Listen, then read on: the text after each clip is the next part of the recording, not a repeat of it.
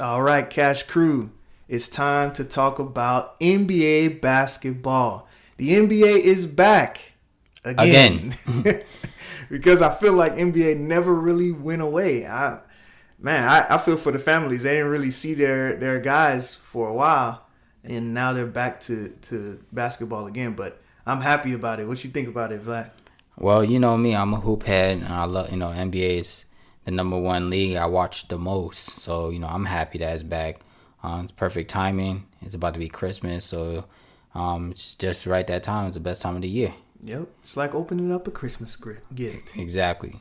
So let's get kicked off. Opening night is a couple days away. We got two games that night. We got the Warriors Nets and Clippers Lakers part 4 now. I feel like they played 3 times already, right. But 2 times in a row they're playing against each other for opening night. So who you got opening night? Oh man, out of the games you just said. Let me look at the schedule. We got Warriors Nets. I'm gonna take the Nets. KD looks amazing. I agree. KD is KD, and those of you who are doubting him, you are in for a rude awakening. KD's back. Because the East, not only is KD is back, but the East is back in full force. Yeah. And for what we're about to talk about later, the East will be, the power is pretty balanced. So I'm taking the Nets. I'm taking the Lakers over the Clippers. Clippers are a dumpster fire right now. 76ers Wizards. That's an interesting one. Because I've been watching, since Russ went to the Wizards, he's just been bringing so much professionalism. I like He brings a different energy. I mean, that's every team he goes to, but we still have to see that Bradley Beal Westbrook tandem work. Yeah. I am going to go on a limb and take the Wizards on that one. Over. Yeah. Oh, that's not. That's the next day. That's the 23rd. Yeah. Wednesday. We're talking about the 22nd. Correct. Okay. Yeah. So I'm taking the Nets and I'm taking the Lakers. Okay. Definitely. I agree. Same here. I think after watching KD and Kyrie in the preseason, they look like they definitely got healthy over the offseason. They worked on their game. They're back to their normal self. Kyrie's still out here shaking and baking, and KD's still out here pulling from anywhere and catching out. Golden State, unfortunately, doesn't have Clay. That's going to be unfortunate for them for the whole season. They're going to win some games, but when they play these tough teams, I think they're just not going to be able to keep up. And I don't necessarily think the Clippers are the dumpster, but the Clippers are definitely not the same team we thought they were a year ago. The Lakers definitely have upgraded. I watched the Lakers during the preseason. It's a beautiful sight to see LeBron actually, for the first time, I can say he can sit down. Yeah. And not have to worry about rushing to get back on the court because the second string lost the lead. And that boy Thornton, he a hooper. Is he going to get actual burn, or is he going to be an end of the bench guy? Who? Because everybody's Horton. Horton. What do they call him? THT, I think. THT. But I don't know. Is he? They say he's going to get burned this year. They said because LeBron's going to year 18, and LeBron already said, the first month of the season, especially, they just won the finals. He doesn't want this come back full-fledged. So he said, hey, the bench. And I think that's a part of the reason, they're really emphasizing on upgrading their bench, because AD and LeBron, the first month of the season, not going to play 35, 40 minutes. They're trying to monetize their minutes so they can make sure they're fresh in April and May, getting ready for the playoffs. Mm-hmm. Yeah, I think that's the best way to go about it. We know, the Lakers don't care about the regular season. No. Get me to the playoffs, and we'll deal with that then. But watching AD over preseason, AD looks good. He's got that championship swagger. He seems really, because we all know the biggest roadblock for AD would be the championship. No, I'm saying in terms of stopping him from really playing well would be AD. He stopped himself. Yeah, it would either be his health or it would be him just in his mind too much. But he looks good. He looks aggressive, and that is scary for the rest of the league. Like you said, I think the best thing was he won a championship. I think that was the only thing left. I mean, maybe outside of winning an MVP, but he's been a multiple All-Star. He's been on Team USA. He's made the playoffs. He's even been in MVP talks. He's led the league in blocks before. He's been, so really this championship was the last thing, he really just needed to get. Now it's kind of like, it's off, the monkey's off your back. You can pay a little bit more freely. Now we get to see the true AD, what he can really be, because now they're really gonna unleash him. They already told him like, hey, LeBron is getting older. This is your team once LeBron leaves. The first championship with you guys together, LeBron's going to lead it, but every championship after this, it's your reigns. It's kind of like Kobe and Shaq. Kobe led, and then Kobe was like, Shaq led, and then after that, Kobe was all right. Time for me to take over. So, yeah, AD being unleashed is going to be a scary sight for the league. But from there, a couple of days later, we got what we say is the best time in sports: Christmas Day games. We got a full schedule this year. We got Pelicans Heat. I'm pretty sure you're going to be tuning into that one. Of course. Then we got Warriors Bucks. We got Nets Boston.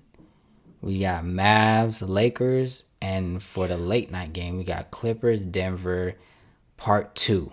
This is a banger of a schedule. I'm going to be watching basketball all day. I don't want nobody calling me. I'm not going nowhere. I don't care for no gift. From 11 a.m., I'm going to be watching NBA Countdown. And I'm watching every game all the way until midnight. So my phone is on Do Not Disturb. So Christmas Day is a packed schedule. So let's go down the list. Who you got? Pelicans or Heat? I already know you got. Yeah, I'm rocking with the Heat. With that one. Well, I'm gonna be the outsider. I'm actually might take the Pelicans on this one. Okay. I can see why. They play well, and Zion is looking a lot nice and trim these days. He's dropped some weight. But we also didn't play any of our starters against them the other night, so I don't think the Pelicans have. I like the Pelican squad. I like what they got going on, and not to get off track a little bit, but if I was Milwaukee, well, we get into that later. But anyway, Golden State, Milwaukee, who you got? Yeah, I'm going with the Bucks. You got the Bucks? I don't think the Warriors will have that good of a season, to be honest. Steph is going to go off, but that's not enough against Milwaukee. Okay. And then they got Drew. They got this is going to be it's in Milwaukee. Yeah. I'm going with the Bucks with that one. Okay, so I got Milwaukee also. I think this is one of the most anticipated games: Brooklyn versus Boston. Mm-hmm. KD, Kyrie versus Kyrie's old team, and Jason Tatum, Jaylen Brown, Marcus Smart, Kemba, and all these guys. Who you got? I'm going with the Celtics. I think the Nets still have. Although they have Kyrie and KD, they still have a lot to do before that game. They got to gel as a team, and I don't think that combination this early on in the season is enough for a Celtics team that's still smarting over such a bad showing, to be honest. Well, I wouldn't say a bad showing. I just it's tough loss against a great team in Miami. So I think the Celtics come out with their hairs on fire. And they take out the Nets. So okay, I got Brooklyn. I think Kyrie got something to prove, especially to his old team. I think he's gonna come out firing, and then I don't know if Boston has an answer for KD just yet. Mavs Lakers. Who you got? Ooh, I'm actually going with the Mavs. Wow. I'm going with the Mavs based on the fact that the Lakers are tired. The Lakers are. I agree. And we know, like you said, they're going to be monitoring the minutes of AD and LeBron. I think coming off of the high of a championship, and just the other night raising the banner. So I think I'm going to go with the Mavs. They're going to be hungry. KP is back. Like Luka Brasi. I like Luka, man. But Porzingis is back. Oh, KP is back. He's back. He's coming back. So I didn't even factor that into my decision. I just think the Mavs are, going to be hungry and they'll be fresh for that game. So, and to be honest, I feel like the Lakers may, if the Mavs get up early, I think the Lakers may come off the gas a little bit. Either way, if the Lakers go up early, I think the Mavs have the gas to go, but we'll see. I got the Lakers. Lakers is a Christmas Day team. They're playing at home. It's the second game of the season.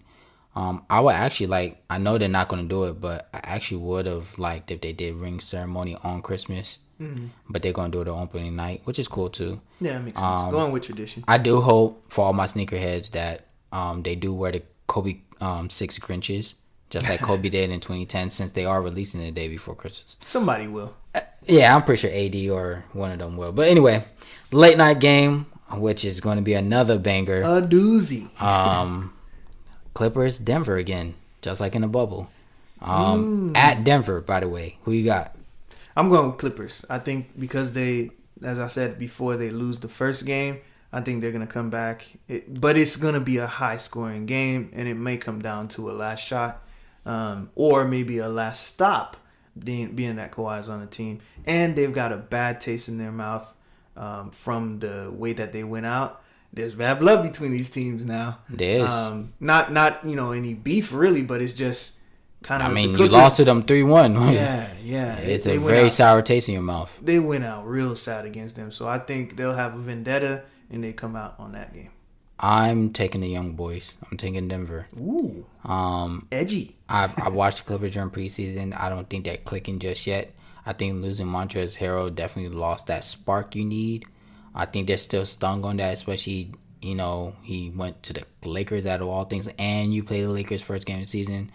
I wouldn't be surprised if the Clippers win. Like you said, kind of get them back, in groove and get a revenge back on Denver. But I think the young boys got them against the ropes. I think they got them against the ropes.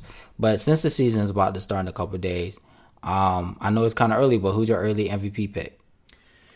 Or picks? You don't have to necessarily have one. You can maybe have a top 3, top 5. I am going to say, LeBron's always going to be in the running. Okay, so we got LeBron. But I think due to what may transpire in a few days, I think you have to have LeBron, KD, and Harden up there. So that's your top 3. I think those are my top 3. Okay, I'm taking LeBron, Luka. Ooh. I forgot about Luka. And Giannis again. I forgot about him in the MVP race. Giannis, of course. It's going to be Giannis, Luka, LeBron. Top 3. Top 5, we'll probably throw Harden in there. And, the 5th spot is tricky. But I'm going to go with Curry just because Klay's not there, so they're going to probably demand a lot more from him. So he's going to score a lot. I think Curry's going to have the most 30-point games he's had in his career this year. But you know what has to happen. They got to win in order to be considered for MVP. That's true. Well, no, don't get it twisted. Golden State will win some games. Now, they're going to lose more games than they're used to, but Golden State will still be in the playoffs. They'll win games. Absolutely. Early finals contenders. I know it's really early, but who do you think has the greatest shot to at least get to the finals right now? With everybody healthy, everybody got their roster, and all the contracts have been signed, the trades have been done already, or pending. We're gonna talk about that. But as of right now, where it stands, Nets Lakers. I agree. Nets Lakers. I think we will have another KD LeBron finals, and this time it's going to be evenly matched. Yes. This time, so I think that goes 7. Yeah, it goes definitely. 7. It goes 7. Dark horse teams, East and West. East, you're gonna like this one. Atlanta Hawks. Dark horse. I think people are underestimating. The casual fan is underestimating what Rondo is going to bring to this team and what he will be able to do for Ice Trae. I think after I would say after about 20 games, you'll start to see a different Trae because he has all the tools already. Exactly. But being able to have a coach on the bench is gonna be and on the court crazy for him, huh? And on the court, yeah, absolutely. So, dark horse. I think they get in as a 6 to 8 seed. I like they that. Do some damage. They have a solid team, so I knew you was gonna like that one. We do.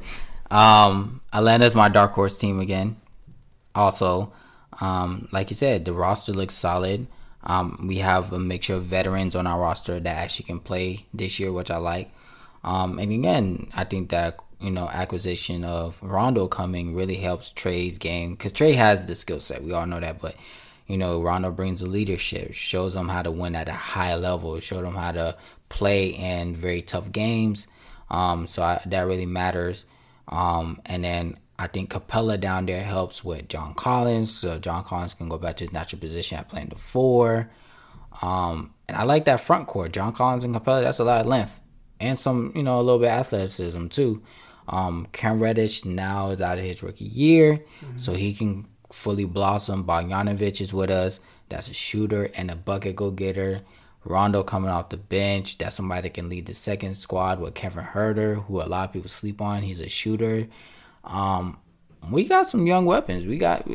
I definitely think, I'm not going to go 6 to 8. I'm going to say 5 to 8. I think we can get as far as up to the 5th seed. Okay. Who's your West dark horse? West, again, to a casual fan, this is a dark horse. To us hoopheads, this is not a dark horse at all. But Phoenix Suns. I mean, come on, man.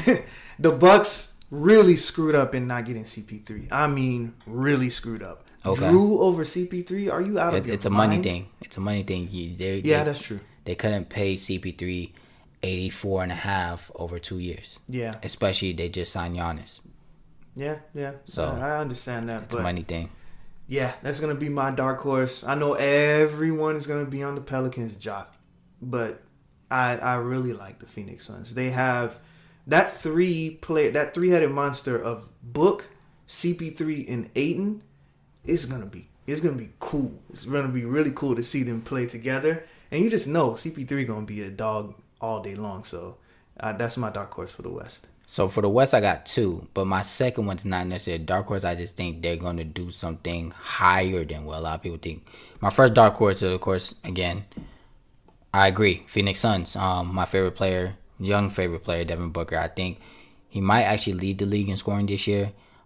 He has a true point guard for the first time in his career who also can score. DeAndre Ayton is becoming his own. 2010.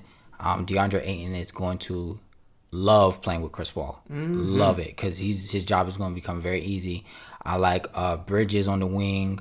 I really hate that they lost Kelly Oubre, but hey, you got to do something to get Chris Paul. I'll take it. But Phoenix Suns will be, again, just like Atlanta, 5 to 8. I feel like, go ahead, my bad. And Phoenix will knock out one of the top 4 teams.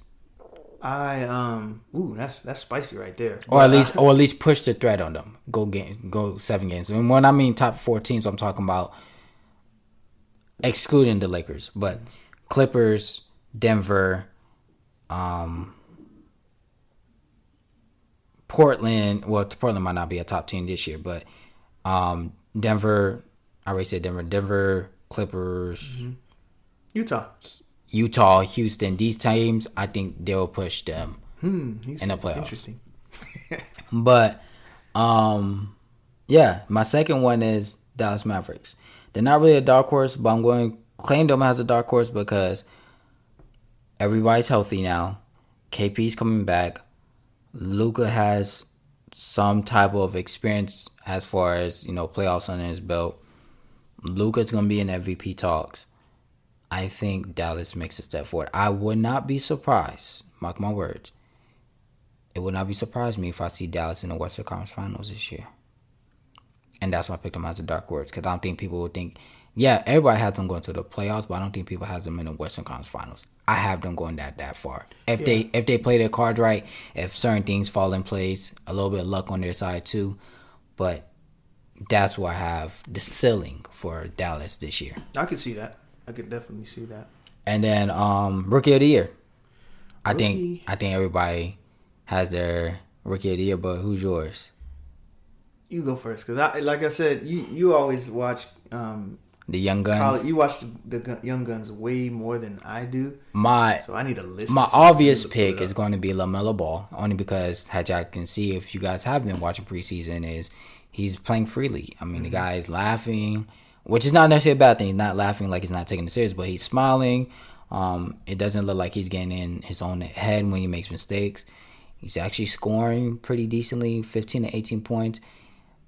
He's looking tremendous with these passes behind the back. One hand shovel pass up court. I mean, he's definitely going to have that offense running like a well-oiled machine. I don't think they're going to win a ton of games because they are still fairly young, but LaMelo Ball is going to be very interesting to watch.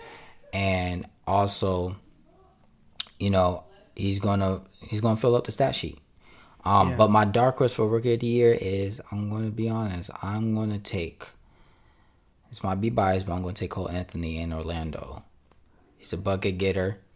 I think, again, he's playing on a team where people don't have a lot of expectations for them, so he can just go out there and hoop. And I think for Cole Anthony, that's kind of what he did in North Carolina. He just kind of went out there and hoop. I think Cole Anthony's going to have a couple games where he has 30s sleeping, and nobody's going to really know. And you look at your ESPN app, you say, oh, Cole Anthony had 31 tonight playing Washington or something. Like, he's going to have a couple 30-point games. Don't sleep on that. Yeah, I think the problem is that he plays for Orlando, and no one cares about Orlando. So yeah. Orlando is where people go, NBA careers go to die. Because there's some hoopers out there. It's just people just don't care about watching. Yeah, they need to free that man with Aaron Gordon. Get him out of there. Yeah, and Aaron Gordon will jump out of the bed. He'll flourish and dunk on anyone in the NBA, but he plays for Orlando, and no one cares. Really, I only care about Aaron Gordon when there's an All-Star game, and there's no All-Star weekend. And they still snub him. Yeah, so there's no All-Star weekend this year, so I'm not going to hear anything about that. But I do think Cole Anthony will do well. You reminded me of who I would pick. I would go with LaMelo as well. Okay. Close second, Anthony Edwards, but I think LaMelo edges him out. I want to give it to Anthony Edwards, but because they have two young stars already on that team with D'Lo and Cat, I think it's just going to take away from Anthony. There's only one ball to go around. Yeah, there's only one. And now that you can tell Minnesota wants to build around Cat and D'Lo. Yeah. So I don't think Anthony Edwards will have the same opportunities that LaMelo, especially LaMelo has the ball in his hand. Mm-hmm. He's the point guard. Yep. And he's starting. Even if Anthony Edwards starts in Minnesota, the offense is going to run through D'Lo and Cat first, and then Anthony Edwards. So he's not going to have the same opportunity as them. But after everything that transpired last year, who has the most to prove as far as player and team? Most to prove for team, I'm definitely going to put the pressure on the Clippers. Okay. Because of all the fanfare that they had. I'll just say for the West, the Clippers, because, of course, you get all those stars in there. You get Paul George, you get Kawhi. You're expected to do something great. And the way that they went out, there's no excuse. There's just no excuse. They went out like punchless, man. They looked like Nate Robinson out there. So it just didn't look good. So that's for the West. You want to do West, and then I'll tell you about my East pick? Oh, you can go ahead and do your East, and I'll do my both. All right. For East, Milwaukee Bucks. They've got the most to prove. Not to anyone else, but to the person who just signed a big contract. So we talk about contracts being tradable or untradeable. With Giannis, though, they better try to get to the finals this year. If they don't get to the finals this year, you might be talking about someone who's starting to get disgruntled. Because I just made good with y'all, and then now we can't make it. So, and then on top of that, there's nothing they can do. They're all tied up. This is it for the season. There's no one coming at the trade deadline. It is what it is. So, I think they have a lot to prove this year. So my pick, I agree. On the West, I have the Clippers. Simply for the fact is you don't pay Paul George $226 over 5 years for nothing. Mm-hmm. Also, you don't mortgage. I think a lot of people forgot this. Kawhi doesn't come to the Clippers if Paul George is not there. Yeah. So, Paul George is that X factor. That's the reason why Kawhi is on the Clippers. But at the same time, don't forget what the Clippers gave up. You had a young Shea Gilgeous. You gave up 4 picks and 2 other players. So they everybody was talking about what the Lakers gave up for AD. Well, you got a championship out of that. And Shea is balling. And Shea's balling in OKC. And now he's going to be balling more that Chris Paul is gone. Yep. You almost did the same sacrifice for Paul George, and you got 10 points in Game 7, blowing 3-1 lead to Denver. Playoff piss. So this year is the year. This is it, because Kawhi has not signed an extension. After this year, Kawhi is a free agent for 2021 season. Paul George is also most improved player on the West because simply for the fact you got the money now, you're locked in, and you're the reason why Kawhi is there. So the Clippers is the team, and Paul George is the player to prove. On the East, I'm going with Boston. Boston, since 2014, they've been preaching picks. We're going to get all these picks, get these players. Well, now you got the players. Okay, yes, you didn't do great in all season. You let Gordon Hayward go. Fine. That means obviously you're going to believe in Jalen and Jason Tatum to carry you through. I don't see why Boston should not be further. Honestly, last year, Boston was my pick to go to the finals. This year, not so much because KD and Kyrie are back, but I definitely expect them to at least play KD and Kyrie in the Eastern Conference Finals. And most approved player is Giannis. It's over now. You got your contract. They said, hey, we're betting on you. We got your point guard that you wanted. Now Giannis is all on your shoulders. You got to deliver. You got to come with your A game. You got to deliver a championship to Milwaukee just like LeBron delivered one to Cleveland. It's a lot. Not happening. It's a lot on your shoulders, but this what you asked for. You got the money. You got the person you asked for. Now there's no excuses. Because at the same time, Giannis, if you don't start winning, remember Giannis only has one Eastern Conference Finals under his belt his whole career. Only one. 0 finals. Giannis is going into year 8 right now.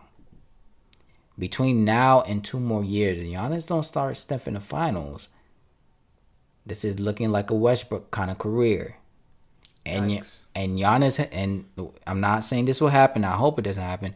But Giannis still haven't even went through his first true injury in his career yet. So we got to think about that. But with all that being said, for those that have been watching the NBA, obviously know there's a big spark going on, a big talk going around about a man named Mr. James Harden. Mr. I can transform in 2 days, go from skinny to a little chubby. Mr. I don't go to training camp because I show up to Lil Baby's party. So there's word on the street. Mr. James Harden will be out of Houston this week. So the latest for James Harden is that there are 2 teams that's behind him, and that's going to be the Brooklyn Nets and the Miami Heat. Okay, and so Philly's out of it. Philly is out of it. All right. Only because the general manager, Daryl Morey, went from Houston to Philadelphia, and they're not trying to play ball with him. Plus, they're playing mind games. You got their word on the street also is Ben Simmons doesn't like Morey, and he's the one leaking that he's in trade talks, and then Morey will come out and say no, he's not in trade talks. So that's.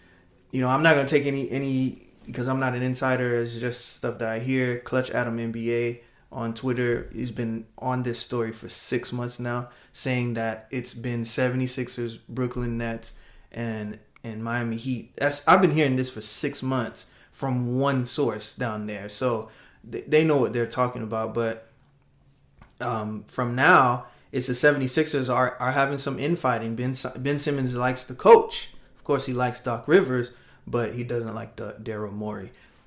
Personally, I don't know how that affects anything, to be honest, because it's just general manager. But of course, I'm not a professional athlete, so that's the word on the street. He's going to be traded. He's going to be traded. Harden will be traded before the beginning of the season. Houston does not. So that means before Tuesday. Okay. Tuesday. He'll be traded before then, and it's going to be either Miami or Brooklyn. Now, you being a Miami Heat fan, how do you see it fit? How do you like it? Who would you give up?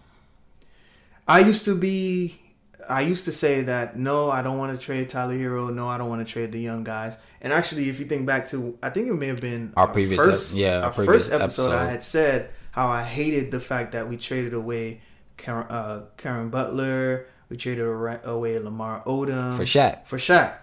But looking back at it, man, You got a championship out of it. We did get a championship out of it. And for the same thing for LeBron, we mortgaged our future for LeBron and Bosh as well. And we got 2 championships out of that. You just don't say no to a generational player. You have to do it.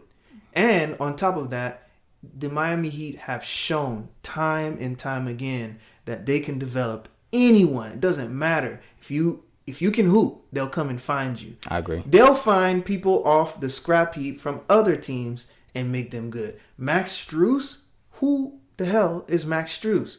And then he comes in and drops 20.